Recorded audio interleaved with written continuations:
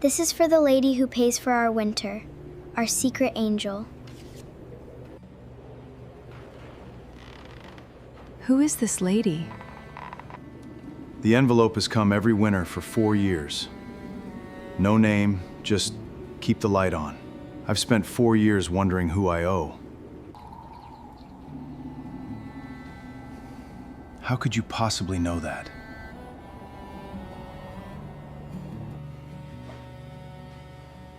I am the one who sent the envelope every winter. I am your secret angel.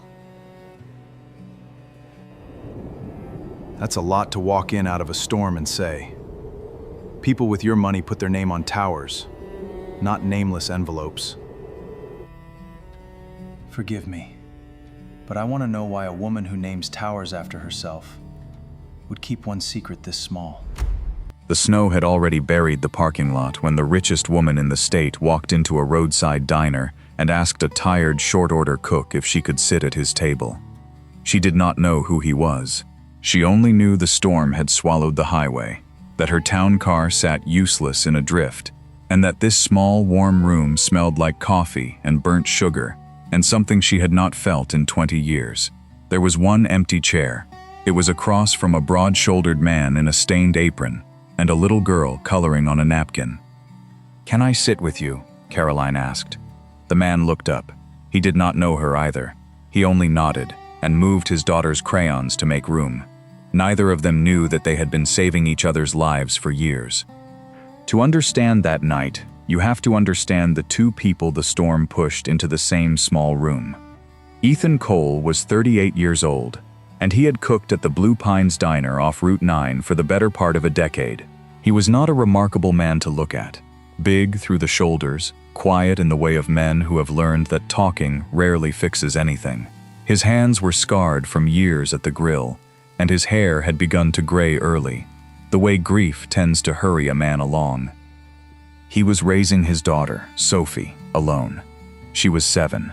She had her mother's dark eyes and her mother's stubborn chin, and she asked more questions in an hour than most adults asked in a week. Her mother, Rose, had been gone 4 years now. Rose had been a nurse, the kind who stayed past her shift to hold a stranger's hand, the kind who gave away her lunch and her coat, and once, memorably, her own shoes to a woman standing barefoot in a January bus shelter. She had died the way the good ones so often seem to, quietly and too soon, a cancer that gave them one autumn to say goodbye and nothing more. Since then, Ethan had run his life on a schedule tight as a drum. Up at 5, Sophie's braids done with the help of a video he'd watched 100 times, school drop-off at 7, into the diner by 7:30, apron on, grill hot, before the first trucker came stamping snow off his boots. After school, Sophie sat in the corner booth and did her homework under the tin ceiling while her father flipped eggs and never once complained. Money was thin. Money was always thin. Ethan counted it the way careful men do, in small stacks, twice, and there was never quite enough. But they were all right. They had each other, and they had the diner, and they had a shoebox on the top shelf of the hall closet that Ethan had never told a living soul about. That box matters more than anything else in this story. Now let me tell you about the woman in the town car. Caroline Hale was 51 years old, and she was, by every measure the world uses to measure such things, an enormous success. She had built Hale Group out of a single storefront into a company worth more than most people could imagine, a company with her name on towers in 3 cities. That night she was being driven to the winter gala of the Hale Foundation, the charity arm she had founded, where 400 guests in evening dress would applaud her generosity and eat salmon under chandeliers. She was not a cruel woman. I want to be honest about that, because this is not a story about a villain in a fur coat. Caroline remembered her assistants' birthdays. She wrote real checks to real causes. But somewhere in 30 years of climbing, she had built a wall between the giving and the people it reached. Her charity had become numbers on a page, gala photos, a foundation run by handlers who told her what to say and where to smile. The chief of those handlers was a sharp young man named Preston, her director of public relations, who believed that generosity was a brand and that brands must be protected. Preston was in the car that night too. tapping at his phone, when the storm came down like a dropped curtain and the driver eased off the highway and said, in a careful voice, that they were not going to make it to the gala. Not through this. The plows hadn't come. The road ahead was white and blind. There was one light burning in all that dark. A diner sign, half its letters out, glowing through the snow. "Pull in there," Caroline said. "We'll wait it out." Preston frowned at the little building. "Ms. Hale, the gala, can survive 20 minutes without me," she said, and reached for the door. The bell over the diner door jangled as she stepped inside, stamping snow, and for a moment she simply stood there, taking it in. The warmth, the smell of coffee and griddle grease and pie, a truck driver asleep with his hat over his eyes in the far booth, an old couple sharing a slice of something, and a little girl in the corner, tongue between her teeth, drawing hard with a red crayon. Every table was small, and every table but one was taken. Caroline crossed the room and stopped beside the corner booth, where the girl sat across from an empty seat. "Can I sit with you?" she asked. Sophie looked up with those dark, serious eyes, considered her the way children consider strangers, and then scooted her coloring aside. "Okay, but my dad's making my grilled cheese, so you can't have it." "I wouldn't dream of it," Caroline said, and sat down. Preston hovered, then took a stool at the counter, still frowning at his phone. Ethan came out from the kitchen a minute later with a plate, and stopped when he saw the well-dressed stranger in his daughter's booth. He was too tired to place her, and too polite to ask. He set the grilled cheese in front of Sophie, cut diagonally the way she liked it, and looked at Caroline. "Get you something?" he asked. "Kitchen's still on. Storm's got us for a while, looks like." "Coffee," she said, "and whatever pie is fresh. Apple's fresh. Everything else is yesterday." "Apple, then." He nodded and went back behind the counter, and Caroline watched him go, and something about the quiet competence of him, the way he moved in that small space, the way his daughter's eyes followed him, reached into her chest and turned. While the coffee brewed, Sophie went back to her drawing, and Caroline, who had not made small talk with a child in years, found herself asking what it was. "A heart," Sophie said, holding it up. It was red construction paper, cut a little crooked, with careful pencil lines all over it. "For the angel." "The angel?" "My mom." Sophie said it plainly, the way children say the enormous things. "She died. But before she died, she told me that, whenever somebody's kind to you, you fold a little of that kindness into a paper heart and keep it, so you never run out.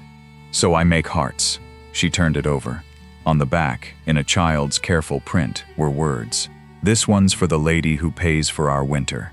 Caroline felt the floor of her stomach drop, though she could not yet say why. "What lady?" "We don't know her name," Sophie said. "Daddy says she's our secret angel. Every winter when it gets cold, an envelope comes. It pays our heat. One year it paid for my medicine, when I had the pneumonia. Daddy cried that year, but he thought I was asleep." She smiled at her crooked heart. "So I make her a heart every Christmas. We can't send them, 'cause we don't know where, but Daddy keeps them all in the box." Ethan came back with the coffee and the pie, and set them down, and did not notice that the woman across from his daughter had gone very still. "Sophie," he said gently, "let the lady eat in peace." "It's all right," Caroline said, and her voice was not quite steady. "She was telling me about her paper hearts." Something crossed Ethan's face, a flicker of grief, of privacy touched. "Her mother's idea," he said quietly. "She had a lot of ideas like that." "Tell me," Caroline said, before she could stop herself. "This envelope that comes every winter, how long has it been coming?" Ethan tilted his head, and for the first time really looked at her. 4 years, he said. "Started the winter, Rose died. First one came the week we buried her. No name. Just a note that said, 'For the family of a nurse who gave everything. Keep the light on.'" He shook his head slowly. "I've spent 4 years wondering who I owe, whether it was one of her patients, somebody she helped. We never had money, and that money kept my daughter warm and once kept her alive. So," he shrugged, a big helpless movement. "Whoever she is, I'd wash her feet if I ever met her." The coffee cup trembled the smallest amount in Caroline's hand. Because Caroline knew, now, exactly who that woman was. Let me tell you what she had forgotten, and what she had never known. 4 years earlier, on a cold night much like this one, Caroline Hale had sat in a hospital waiting room, not for business, for her sister, who had gone in with chest pains and a bad heart, and a nurse, a woman with tired, kind eyes and a name tag that read Rose, had sat with Caroline for 2 hours in the worst of her fear, holding her hand, telling her it was going to be all right, giving away comfort she was not paid to give. When Caroline's sister was stable, Caroline had tried to press money into that nurse's hand, the way people do when they have no other words of gratitude left. And Rose had smiled and closed Caroline's fingers back over the bills and said something Caroline had carried for 4 years without ever quite understanding it. "Don't give it to me," Rose had said. "I've got enough. Build a bigger table. There's always somebody standing outside in the cold." 2 months later, Caroline read in the paper that a nurse named Rose Cole had died, leaving behind a husband and a small daughter. And Caroline, who did not know how to build a bigger table, did the only thing she knew how to do. She wrote a check, anonymously, and then, because something in that woman's memory would not let her rest, she set up a quiet standing arrangement. An envelope every winter, routed through an account with no name, sent to a family she had never met and never intended to meet. She had told no one, not even Preston. It was the one truly private good thing in a life full of public ones. And over 4 years, it had become just another automatic thing, a line item her office paid, forgotten the moment it left her desk. She had never once imagined the child on the other end. She had never imagined a shoebox full of paper hearts made for a stranger.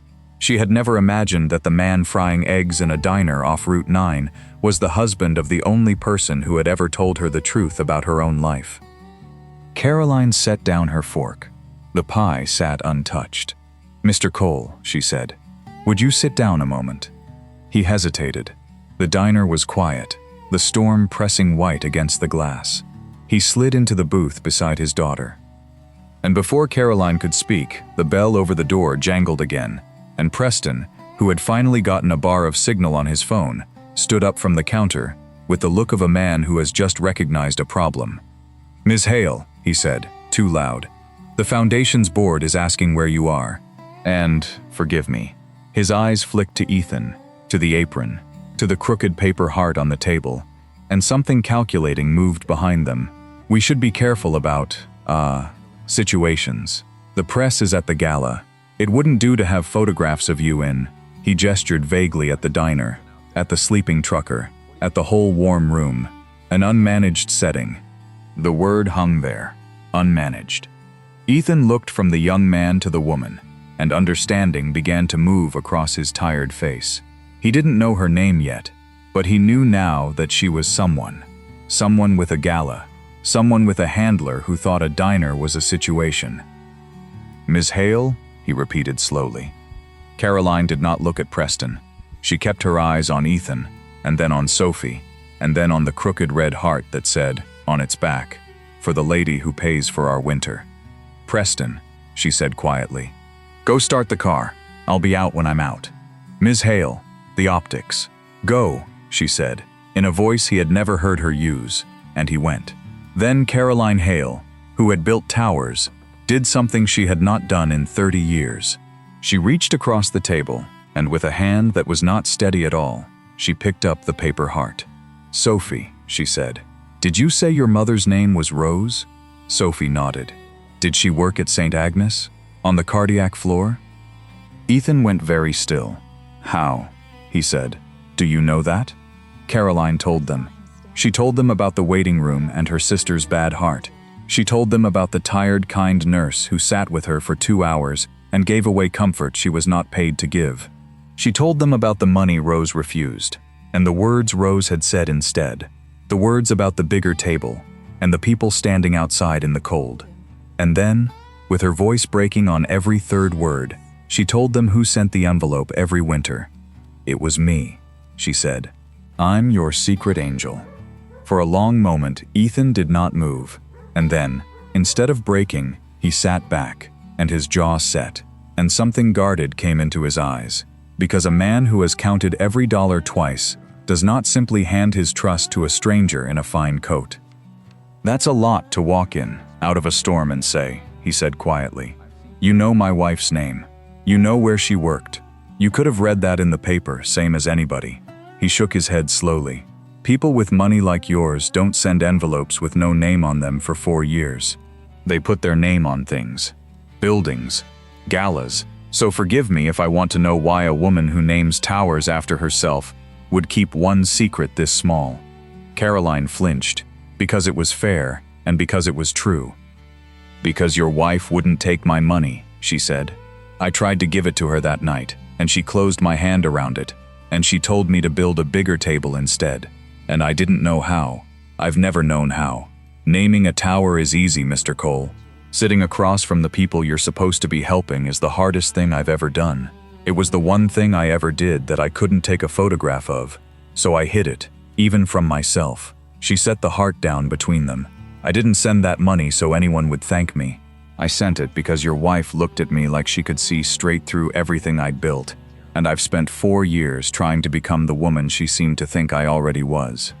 Ethan looked at her for a long time. Then he looked at the crooked red heart on the table, in his daughter's hand, and at the pie going cold, and at the snow ticking the glass. And then Ethan Cole put his rough, scarred hand over his mouth, and his shoulders shook once, and 4 years of not knowing who he owed came apart all at once, quietly, the way strong men cry when they finally can.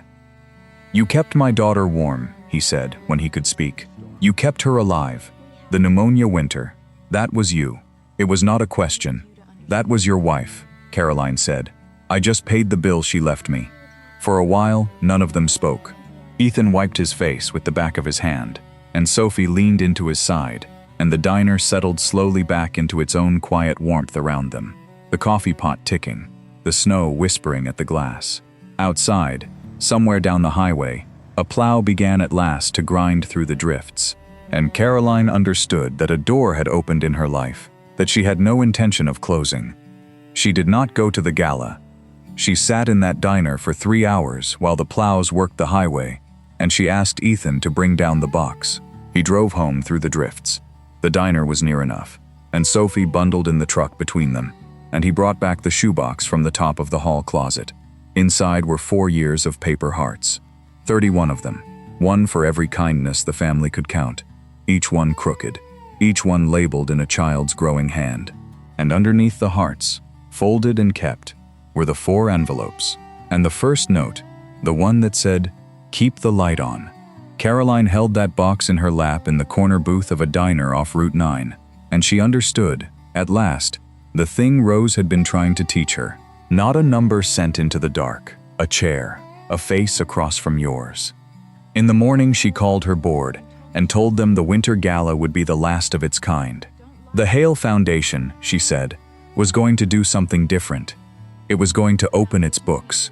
It was going to put faces to its giving, and its first project, she was very clear about this, would be a fund in the name of a nurse named Rose Cole, for the families of caregivers who spent themselves on strangers and left too little behind. Preston told her the optics were unmanaged. Caroline told him the optics were, at long last, honest, and that if he could not do honest work, she would find someone who could. He found, after a few weeks, that he could. She did not sweep Ethan and Sophie into her world like a fairy godmother, because that is not how real dignity works, and Ethan would not have allowed it. He kept cooking at the Blue Pines. He was not a man to be rescued. He was a man who had been quietly rescuing himself for 4 years. 1 grilled cheese, 1 braid, 1 tight stack of counted bills at a time. But Caroline began to come to the diner. That first Sunday, she came in a plain wool coat, no car, no Preston, and she sat at the counter and asked what was fresh. "Apple?" Ethan said. "Everything else is yesterday. You said that the night we met. It's true most nights." He set the pie down, and this time he did not go back to the grill. He leaned on the counter across from her, and for a while, neither of them said anything, and the not saying was easy in a way Caroline had forgotten talking could be. She came back the next Sunday, and the one after. She learned that Ethan forgot names and ruined the timing of every joke, and that he told them anyway, badly, just to watch Sophie groan. She learned he read the same 3 books over and over, because buying new ones felt like a luxury he hadn't decided he was allowed. One afternoon, she watched him crouch down to Sophie's height to hear about a spelling test, as though it were the only news in the world. And she had to look out the window at the parking lot for a moment, because no one had ever listened to her like that. Not once, in 51 years. He learned things too, that behind the towers and the tailored coats was a woman who ate alone most nights, and had trained herself not to mind it, that she was frightened of exactly one thing, being wanted for what she could give, rather than for who she was, and that she had built her whole life so that no one could get close enough to find out. He learned it the Sunday she left a large bill under her coffee cup for a $2 slice of pie, and he followed her out into the cold and pressed it back into her hand, the way Rose once had, and said, "You don't have to buy your way into that chair. It's yours. Sit in it." Caroline stood in the snow with the bill in her fist and cried in front of another human being for the first time since the waiting room. It was not fast. Good things so rarely are.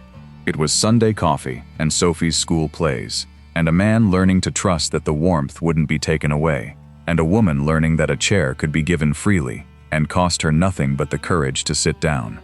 And on the second Christmas after the storm, Sophie made 2 paper hearts instead of 1. She gave the first to her father, the way she did every year. The second she gave to Caroline, across the corner booth of the Blue Pines Diner, and on the back, in handwriting that had grown neater over the years, it said, "For the lady who sat with us."